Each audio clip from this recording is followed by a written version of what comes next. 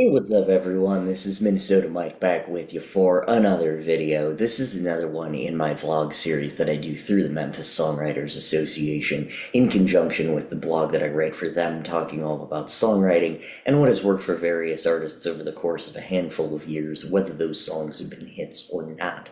So, this latest kick that I'm on is called A Guy Walks Into 32 Bars, and it's talking all about the 32 bar structure that's prevalent in musical theater.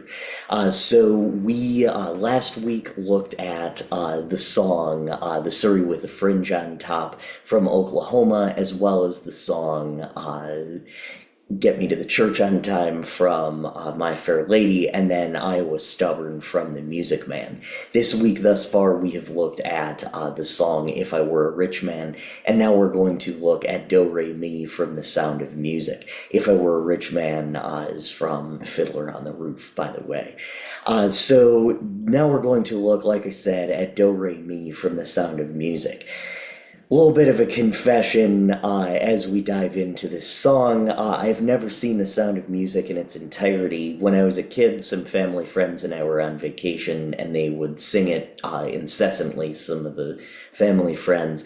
I'm fully convinced that my knowledge of theory, at least as it relates to the major 7-note scale, would be a lot better if I had let go of the grudge, but at this point it's just funny. Another Rodgers and Hammerstein tune, Hammerstein, I should say. This song sees Julie Andrews' character teaching children about the major scale and the notes in it. It was probably my first exposure to an education mnemonic, despite my determination to ignore it. The A part in this particular song is the intro. Let's start from the very beginning, a very good place to start, but the main part we remember is the mnemonic and the chorus. Do, a deer, a female deer, Re, a drop of golden sun, Mi, a name I call myself, Fa, a long, long way to run, So, a needle pulling thread, La, a note to follow, So, Tea, a drink with jam and bread, and that brings us back to Do.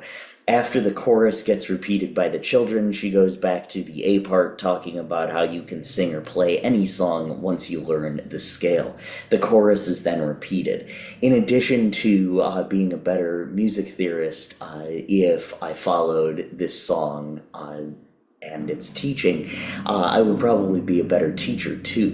When she's at the A part, that's her introducing the lesson, hooking the students. When she teaches the mnemonic, it slows down, giving them something to relate to the sounds of the notes, and then she makes it a little harder, but she helps them create their own sounds, which is what one does in making a song. Like I said, kind of have a grudge against The Sound of Music for a couple of different reasons, but there's no denying that this song is incredibly well done. Melodically, the song is sung in the movie in B flat major, I should say, but the original published key is C major. The song starts off on the 5 chord, which is the G over the let's start at the very beginning, and then has several rhythmic chord changes between G, G7, and C, the 5, 5, 7, and 1 chords. When the refrain begins with Do, a deer, we are on the C tonic chord, that's the 1, and we move to the G, the 5, the 5, 7, and the 5, 9 chords, alternating lines for the first 4 lines. Then it goes back to the tonic, the C, the 1 chord, to the F, the 4 chord, to the D7, the 2, 7, the F, which is the 4 chord, the E7, the 3, 7 chord, the A minor, the minor 6th, the C7, which is the 1, 7, the F, which is the 4, the D minor 7, which is minor 2, 7, and then we have the G7, the 5, 7, and the 1 ending on the G chord, which is the 5. This is the chord progression for all refrains in this particular song.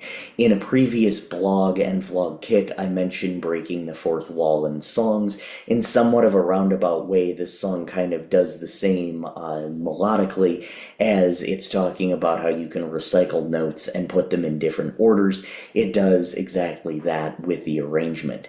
Instrumentally, the song uses strings as well as a flute.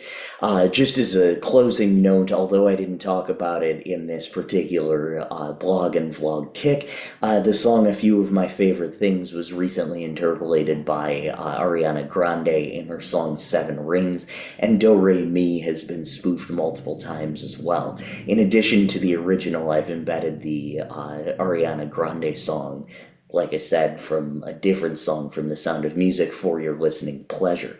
But we've got both of them, like I said, linked in the description of this video.